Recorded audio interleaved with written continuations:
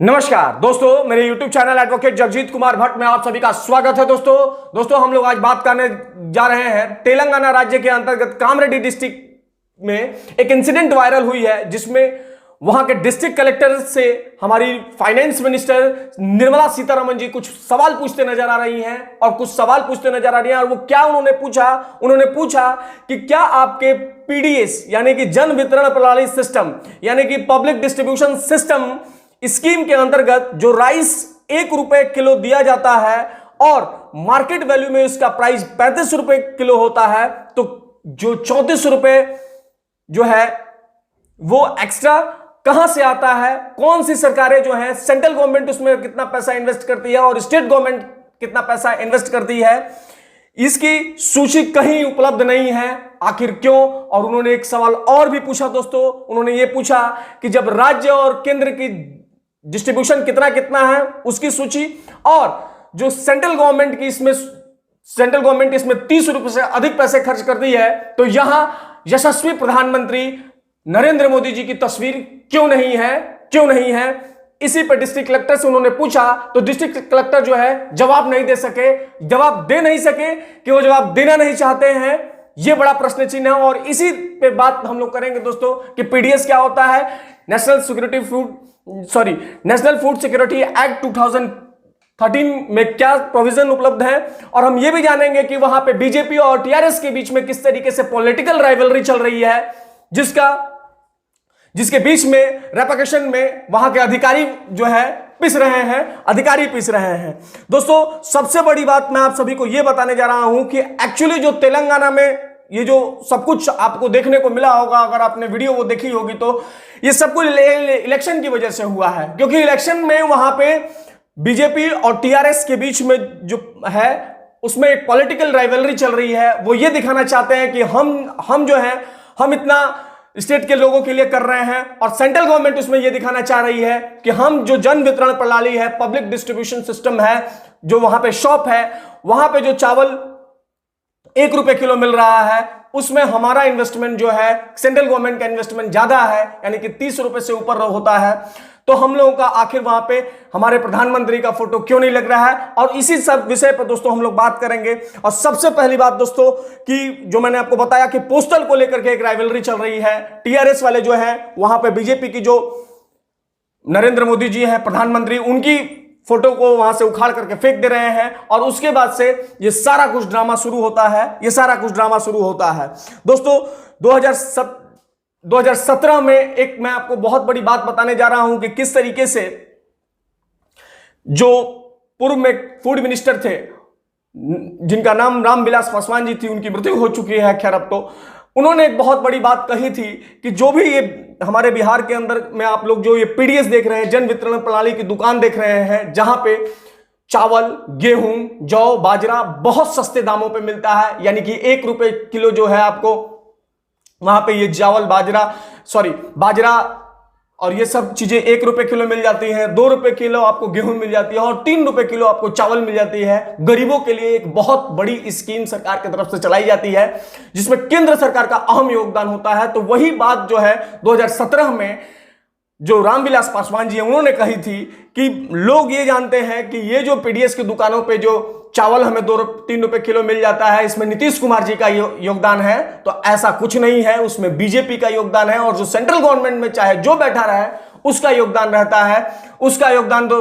रहता है। दोस्तों मैं आप सभी को भी इस वीडियो के माध्यम से ये बताना चाहूंगा कि जो भी आप ये जन वितरण प्रणाली की दुकान पे या पीडीएस के शॉप पे आप जाकर के चावल जो है 3 रुपए किलो खरीद लेते हैं, गेहूं 2 रुपए किलो खरीद लेते हैं, जौ, बाजरा जो 1 रुपए किलो आप खरीदते हैं, उसमें निश्चित रूप से केंद्र सरकार का अहम योगदान रहता है। अगर आप मार्केट वैल्यू पे देखेंगे तो चावल जो है मार्केट वैल्यू में अगर आप देखेंगे तो 35 रुपए किलो चावल मिलता है। उस चावल में केंद्र सरकार का जो इन्वेस्टमेंट होता है, केंद्र सरकार जो अपने तरफ से पेमेंट करती है वो 30 रुपए तक करती है, उसमें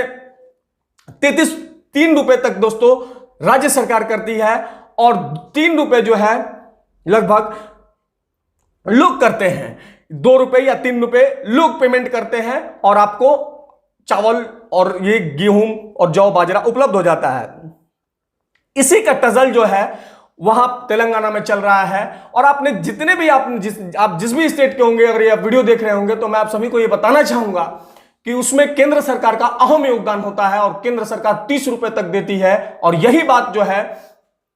तेलंगाना में चल रही है कि क्यों आखिर हम लोगों के वहां प्रधानमंत्री का फोटो नहीं होगा, क्योंकि नहीं तो आप एक लिस्ट तैयार करें। और यही बात जो है निर्मला सीतारमण जी ने वहां के जो डीएम है जिनका नाम जितेश पाटिल है, उनसे यही पूछा कि आखिर मेरे समझ से परे है कि किस तरीके से हमारी योगदान अधिक है पीडीएस में, फिर भी हमारा वहां कोई फोटो नहीं है, ना उसका लिस्ट है कि किसका योगदान है। और यही बात जो है पूर्व में रामविलास पासवान जी ने भी कही थी कि केंद्र सरकार का अहम योगदान होता है, अहम योगदान। अब देखिए दोस्तों, एक सबसे बड़ी बात मैं आपको बताने जा रहा हूं कि किस तरीके से बात सही है कि पीडीएस शॉप, जन वितरण प्रणाली, पब्लिक डिस्ट्रीब्यूशन स्कीम जो है दोस्तों, केंद्र पर अगर आपको चावल 3 रुपए किलो उस दुकान पे मिल रही है दोस्तों, और प्राइवेट शॉप पे 35 रुपए किलो चावल मिल रही है, तो इससे केंद्र में दोस्तों, मैंने पूर्व में भी बताया आपको, 28 से 30 रुपए तक का पैसा प्रति केजी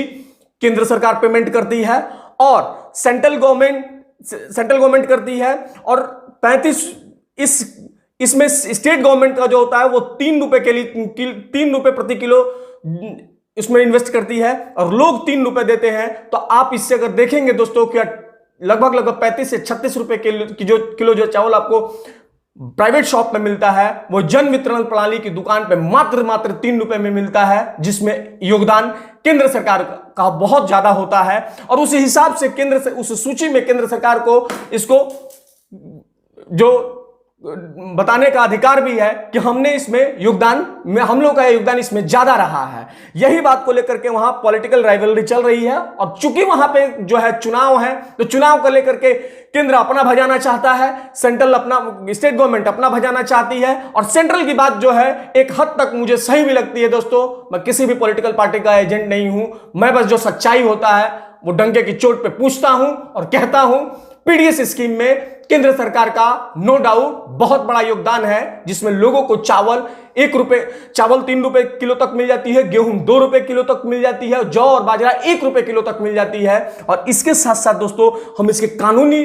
पहलुओं पे कुछ बातें कर लेते हैं। नेशनल फूड सिक्योरिटी एक्ट 2013 के अंतर्गत देश की लगभग 2/3 आबादी जो है,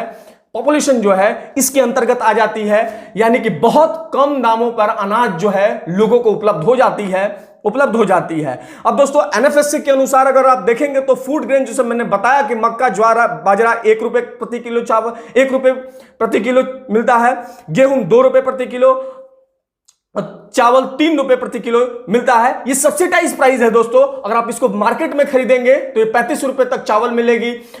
24-30 रुपए तक आपको गेहूं मिलेगी। और जौ बाजरा का तो मुझे कुछ आइडिया नहीं है, लेकिन बहुत कम दामों पे पीडीएस की दुकानों पे आप देख भी रहे होंगे। जन वितरण प्रणाली हमारे बिहार में और बाकी जगह शॉप्स खोली गई हैं केंद्र सरकार की तरफ से। और दोस्तों मैं सबसे बड़ी बात आपको बताने जा रहा हूं कि जो सेंट्रल गवर्नमेंट का योगदान होता है 29 रुपए उठाएगी, 3 रुपए स्टेट उठाएगी और 3 रुपए लोग उठाएंगे दोस्तों। इसमें सबसे बड़ा योगदान केंद्र सरकार को होता है। अब जो एक लाइन में समझे दोस्तों, नेशनल फूड सिक्योरिटी एक्ट के अनुसार 35 रुपए केजी जो चावल को 3 रुपए केजी चावल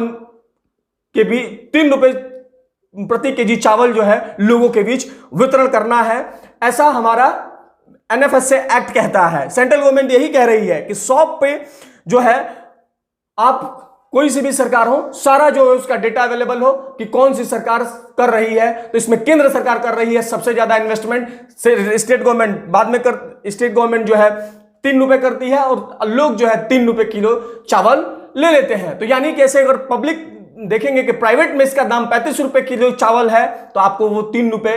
की प्रति केजी चावल मिल जाती है। अब दोस्तों ये जो पॉलिटिकल राइवलरी चल रही है, जिसमें ये बेचारे जो वहां के डिस्ट्रिक्ट कलेक्टर हैं, इन्होंने डांट सुन लिया। और एक सबसे बड़ी बात दोस्तों, एक डिस्ट्रिक्ट कलेक्टर को इतना मालूम नहीं है क्या कि वो कितने रुपए चावल है, सब कुछ मालूम है, लेकिन वो कोऑर्डिनेशन मैनेजमेंट बैठा के चलते हैं और मैनेजमेंट में सफल भी हो गए। जो ये जितेश पाटिल जो वहां के डिस्ट्रिक्ट कलेक्टर हैं, वो कुछ नहीं बोले और उन्होंने ना बोल करके एक सबसे बड़ी बात यह साबित कर दी कि किस तरीके से एक आईएएस अधिकारी मैनेजमेंट मैनेज कर लेता है, हैंडल कर लेता है। और सबसे बड़ी बात दोस्तों कि कोऑर्डिनेशन करना इनको बहुत अच्छे से आता है, क्योंकि ये जानते हैं, क्योंकि अभी ये काम कर रहे हैं स्टेट गवर्नमेंट के साथ, और जब ये इनका जो प्रमोशन होगा तो फिर इन्हें सेंट्रल गवर्नमेंट के साथ काम करना है। तो ये कोऑर्डिनेशन बनाना जानते हैं, ये कोई पागल नहीं है। ये अधिकारी इतने तेज होते हैं कि नेताओं को बैठे बैठे घुमाते रहते हैं, और नेता ये सोचते हैं कि ये मेरा काम कर रहे हैं, ऐसा कुछ नहीं है। बाकी दोस्तों, आपको क्या लगता है कि पीडीएस दुकान पे क्या केंद्र सरकार की जो ब्रांडिंग है एक तरीके से नहीं करनी चाहिए, या जो भी करनी चाहिए स्टेट गवर्नमेंट का, उसका सूची तैयार करके बताना चाहिए लोगों को? लोगों में क्या नहीं बताना चाहिए कि पीडीएस का क्या है? पीडीएस में चावल कितने रुपए, 35 रुपए किलो चावल मिल रहा है, तो उसमें कितना योगदान केंद्र सरकार का है, राज्य सरकार का है, लोगों का है? एकदम निश्चित रूप से मेरे हिसाब से बताना चाहिए। दोस्तों, आप अपना कमेंट बॉक्स में जरूर दें कि क्या इसमें बताना जरूरी है या नहीं है। बाकी देखते रहे मेरा यूट्यूब चैनल दोस्तों, शेयर करें, सब्सक्राइब करें मेरे यूट्यूब चैनल को दोस्तों। धन्यवाद दोस्तों, धन्यवाद।